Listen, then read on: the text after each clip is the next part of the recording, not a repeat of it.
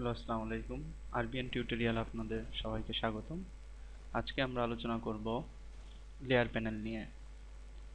Layer panel হচ্ছে ফটোশপের সবচেয়ে একটা ইম্পর্টেন্ট প্যানেল।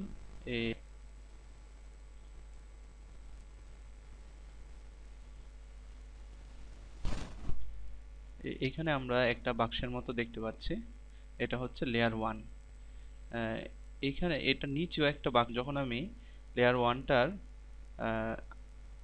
আইকনটা বন্ধ করে দিলাম, এর মানে হচ্ছে লেয়ার 1 ইনভিজিবল হয়ে গেল।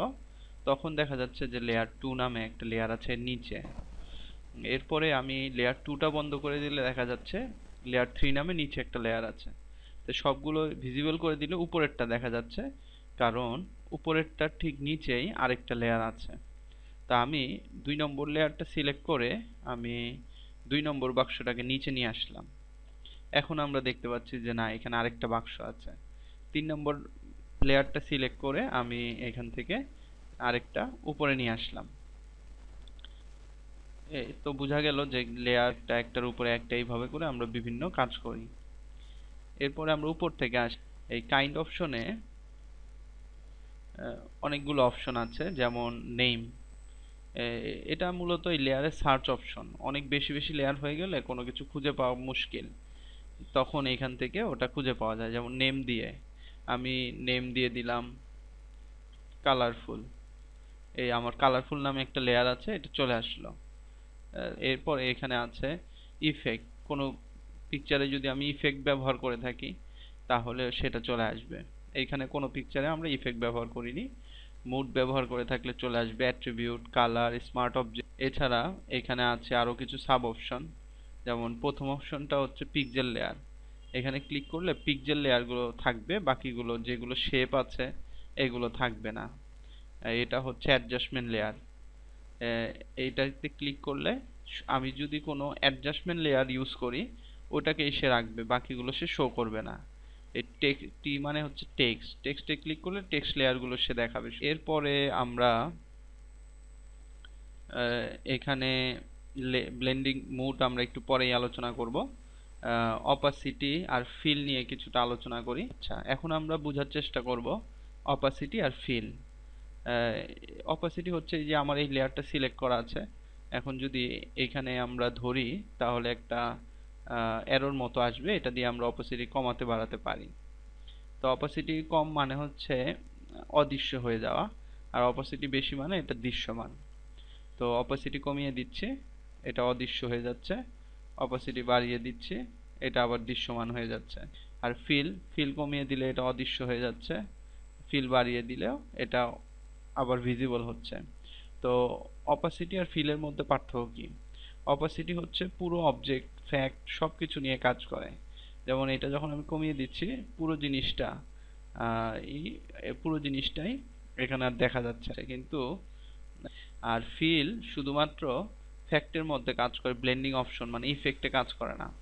যেমন ফিল যখন আমি কমাচ্ছি মাঝখানে শুধু মূল আমার যে ফ্যাক্টটা আছে, কম্পোজিশনটা আছে, সেটা অদৃশ্যমান হয়ে যাচ্ছে।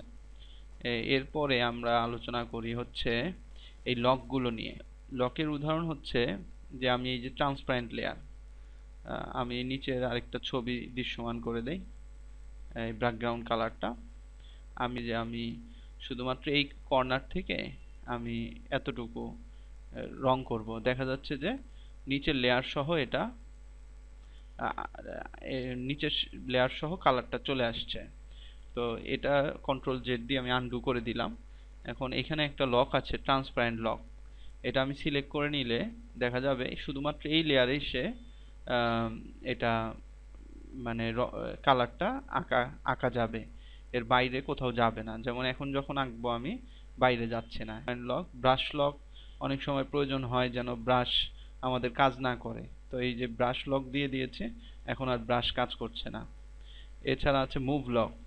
অনেক সময় খুব সূক্ষ্ম জিনিস কাজ করার সময় আমাদের দেখতে হয় যেন অবজেক্টটা মুভ না করে, তো এই মুভ লক দিয়ে দিয়েছি। এখন আমি আর চাইলে এই মুভ টুল দিয়ে এই অবজেক্টটা মুভ করাতে পারবো না। এছাড়া আছে হচ্ছে এমনি লক অল। লক অল মানে ওই লেয়ারটা সবকিছুই লক হয়ে যাবে। এরপরে আসি ব্লেন্ডিং অপশন। ব্লেন্ডিং অপশন বোঝানোর জন্য আমি একটা নতুন লেয়ার নেই, নতুন লেয়ার নিয়ে এইগুলো আমি আপাতত ঢেকে দেই। রেক্ট্যাঙ্গুলার টুল দিয়ে এখানে আমি সিলেক্ট করি, সিলেক্ট করে আমি কালো কালার অ্যাপ্লাই করি।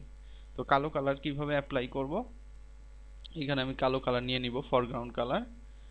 ফরগ্রাউন্ড কালার কালো নিয়ে এখানে গ্রেডিয়েন্ট দেখতে পাচ্ছি, এখানে চেপে ধরে রাখলে অপশন আসবে, এই পেন বাকেট টুল নিয়ে আসবে, এখানে ক্লিক করলে কালো হয়ে যাবে। তো এখন আমরা একটা এখানে টেক্সট অপশন পাবেন টুলের মধ্যে, এখান থেকে আমরা আরবিএন একটা যে কোনো একটা টেক্সট আমি নিলাম। এখানে দেখা যাচ্ছে না কেন, এটা এখানে ফরগ্রাউন্ড কালার কালো কালো কালো মিশে গিয়েছে, এই সাদা করে দিলাম। তো এটাকে আমি এইখান থেকে বড় করতে পারি, এইখান থেকে আমি টেক্সটটা বড় করে নেই। আচ্ছা, এখন আমরা শেখার চেষ্টা করব ব্লেন্ডিং অপশন। তো এইখানে ডাবল ক্লিক করলে দেখা যাবে যে একটা লেয়ার স্টাইল প্যানেল আসবে। তো এখান থেকে আমরা এই ব্লেন্ডিং অপশনগুলো এটাতে অ্যাপ্লাই করতে পারি। তো প্রথমত আমরা অ্যাপ্লাই করি হচ্ছে ব্যাবেল অ্যাম্বুশ। এই ব্যাবেল অ্যাম্বুশ এখানে ডেপ বাড়ানো যায়, কমানো যায়, মানে একটা 3D ইফেক্টের মতো কাজ করে, আপ ডাউন করা যায়। এটা কমিয়ে বাড়িয়ে আপনার যেটা লাগে ওটা আপনি দিতে পারবেন। তারপরে স্ট্রোক, স্ট্রোক এখানে কালো আছে, এটার জন্য দেখা যাচ্ছে না, আমরা স্ট্রোক যে কোনো একটা কালার দিয়ে দেই। এই স্ট্রোক মানে হচ্ছে চারপাশ দিয়ে একটা স্টাইল চলে আসবে স্ট্রোক। এটা আউটসাইড বাইরে আছে, চাইলে এখানে ইনসাইড দিয়ে ভেতরে স্ট্রোকটা দেওয়া যায়। এটা এক এক সময় এক একটা প্রয়োজন হয়, তখন এগুলো লাগে। স্ট্রোকের অপাসিটি কমানো বাড়ানো যায়, এখান থেকে অপাসিটি কমিয়ে দিলাম, বাড়িয়ে দিলাম। এখান থেকে কালার চেঞ্জ করা যায়। এরপরে আছে হচ্ছে ইনার শ্যাডো। ইনার শ্যাডো এই যে দেখা যাচ্ছে যে ইনারে একটা শ্যাডোর মতো চলে এসছে, এটাই হচ্ছে ইনার শ্যাডো। এইখানে বিভিন্ন অপশন আছে, অপাসিটি বাড়ানো কমানো, ডিস্টেন্স বাড়ানো কমানো। ডিস্টেন্স মানে হচ্ছে শ্যাডোটা কত দূর পর্যন্ত হবে, এই শ্যাডোর ডার্কনেসটা বাড়ানো কমানো যায়। সাইজ মানে হচ্ছে এই শ্যাডোটা একটু ব্লার করে দিবে। আচ্ছা, এরপরে আছে হচ্ছে ইনার গ্রো। ইনারগুলো এখানে স্ক্রিন দেওয়া আছে, এই অপশনগুলো চেঞ্জ করে বিভিন্ন অপশন এটা করা যায়। তো ইনারগুলো সাইজটা বাড়িয়ে কমিয়ে আপনি ইনারগুলোটা অ্যাপ্লাই করতে পারবেন, সেন্টার থেকে অ্যাপ্লাই করা যায়। এটা একটু ডার্ক নিলে গ্লোটা বোঝা যাবে। তো এখানে বাড়িয়ে কমিয়ে আপনার যে স্টাইলের প্রয়োজন হবে সেটা আপনি করতে পারবেন। এছাড়া আছে স্যাটিন আছে, এরপরে আছে কালার ওভারলে। কালার ওভারলে হচ্ছে আমার যদি কালার চেঞ্জ করার প্রয়োজন হয় তখন আমরা এই কালার ওভারলে ব্যবহার করি। এরপরে আছে গ্রেডিয়েন্ট ওভারলে, যখন দুইটা কালারের ম্যাচিং আমাদের দরকার হয় তখন আমরা এটা ব্যবহার করি। যেমন এইখানে একটা দিয়ে দিলাম,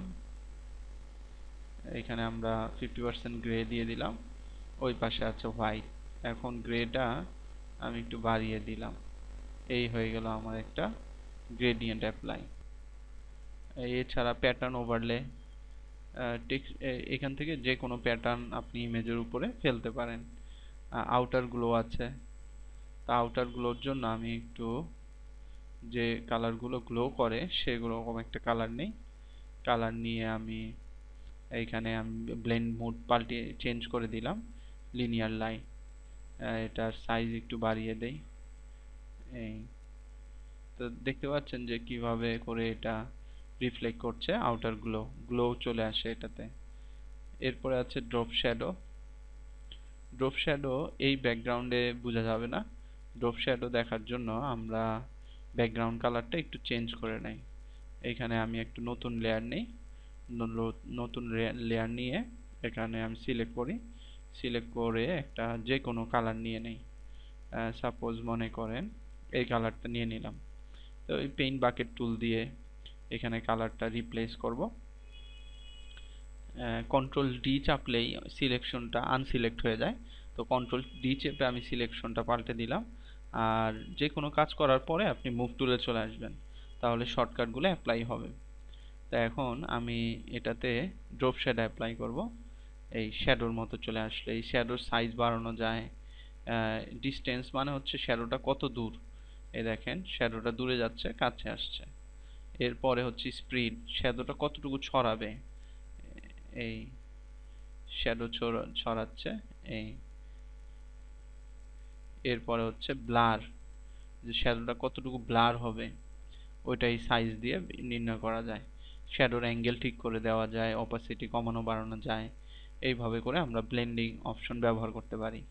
এছাড়া আছে হচ্ছে এখানে এটাকে বলে ব্লেন্ডিং মুড, লেয়ার মুড বা ব্লেন্ডিং মুড। তো এটা বোঝানোর জন্য আমি আরেকটা ইমেজে চলে যাই। এখানে দেখা যাচ্ছে যে আমার একটা মডেলের ছবি আছে, আর এখানে একটা আমি গ্রে শেড ব্যবহার করেছি। এখন এই এই লেয়ার মোডের কাজ হচ্ছে দুইটা লেয়ারকে ব্লেন্ড করা, যেমন উপরের কালার আর নিচের কালারে মিশ করে একটা কিছু করা। তো আমরা সেকেন্ড পোর্শনটা নিয়ে প্রথমে আলোচনা করি, darken, multiply, colour bland, linear, darker colour. এই অপশনের ব্লেন্ড মুডটা কি করে, ডার্কার কালারগুলোকে রাখে, লাইটার কালারগুলোকে এটা মিশিয়ে দেয়, এরকম একটা কাজ করে। যেমন আমি একটা অ্যাপ্লাই করে দেখাই, ডার্কেন দিলাম, দেখতে পাচ্ছেন যে ডার্কার কালারগুলো আছে, লাইটেন কালারগুলো মিশে গেছে। এটা এখন নর্মালে দিয়ে দিলাম, এটা আপনারা ব্যবহার করে করে দেখবেন। এর প্রথমে নর্মাল তো নর্মালি ডিসলভ দিয়ে একটা উদাহরণ দেখাই। যেমন এই প্রথমটাতে চলে আসি, আমার এই লেয়ারগুলো লাগবে না, এই লেয়ারগুলো লাগছে না, আমরা এখানে ডিসলভ ইউজ করি এই মোড, এই লেয়ারের মধ্যে। তো ডিসলভ মোড ব্যবহার করেছি, দেখা যাচ্ছে কিছুই হচ্ছে না। তো ডিসলভ মোড ব্যবহার করতে গেলে এটার অপাসিটি কমাতে হয়, এটা একটু ফুল ইমেজে দিয়ে দেই, তাহলে এটা বুঝতে সুবিধা হবে। তো অপাসিটি আমরা যদি কমাই তাহলে দেখতে পাচ্ছেন একটা কুয়াশাচ্ছন্ন একটা টেক্সচারাল ইমেজ পাওয়া যাচ্ছে। তো এটা আমরা অপাসিটি 20-এর মতো করি, এরকম একটা ইফেক্ট আসলো। তো এরকম টেক্সচার টাইপের কোনো ইফেক্ট অনেক সময় কুয়াশা বানানোর জন্য এই ধরনের ক্ষেত্রে এই ডিসলভ ইফেক্টটা ব্যবহার করা হয়। ঠিক আছে, আমরা এটা আবার নর্মাল মোডে দিয়ে দেই, অপাসিটি বাড়িয়ে দেই, আবার এটা চলে আসলো। তো এরপরে আমরা পরবর্তী লেয়ার মোডগুলো দেখি। তো লেয়ার মোডের তৃতীয় অংশ কি করে, লাইটার কালারগুলোকে রাখে। লেয়ার মোডের তৃতীয় অংশ লাইটার কালারগুলোকে রাখে আর ডার্কার কালারগুলোকে বিলীন করে দেয়। তো যেমন আমরা এই লাইটেন দিয়ে দিলাম, দেখা যাচ্ছে কি লাইটার মানে হোয়াইট কালারগুলো আছে আর ডার্ক যে কালারগুলো ছিল সেটা বিলীন হয়ে যাচ্ছে। এইভাবে করে বিভিন্ন আপনারা এই বাকিগুলো একই ধরনের কাছাকাছি ইফেক্ট দিবে, এগুলো চেঞ্জ করে করে দেখবেন। এছাড়াও এখানে বিভিন্ন ব্লেন্ডিং মোড আছে, এগুলো চেঞ্জ করে করে দেখবেন। এগুলো নিয়ে বড় একটা টিউটোরিয়াল আমি খুব শীঘ্রই বানাবো। তো আজকে এই লেয়ার প্যানেল নিয়ে আমরা আলোচনা করলাম, খুব ইম্পর্টেন্ট একটা প্যানেল এটা। তো এই লেয়ার প্যানেলের উপরে আপনাদের যে কোনো প্রশ্ন আপনি কমেন্টে দিতে পারেন। তো আজকে এই পর্যন্তই, আপনাদের সবাইকে ধন্যবাদ।